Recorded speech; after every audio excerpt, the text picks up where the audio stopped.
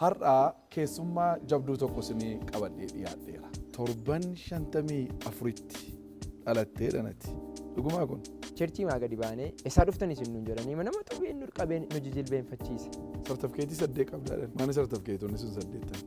Kochoo gugee kana banee ilaaleen akkamittiin kochoo kana ittiin baasuunis jedhee nu yaale. Ergachi baatee waan akka konkolaataa, baaburaa, xiyyaaraa sana fooyyessuu yaalle. Namoota kanaan dura du'an awwaaltanii biyyoo keessa galtan Waaqayyo bara kana keessa biyya kana keessatti du'aa kaasaa. Nama mana yaalaatti sarjariidhaan kaleen keessaa ba'ee deebi'ee kaleen haaraan tajaajila keerratti dhaabateera jechuudha geera. Akkamiin? Akka simbirroota dhufee muka guddaatti man'ee ijaarratutti lammiileen garaagaraa akka isaan muka guddaa kanatti man'ee ijaarratanii yookaan iddoo jireenyaa godhatanii jiraatan Waaqayyo natti himeera.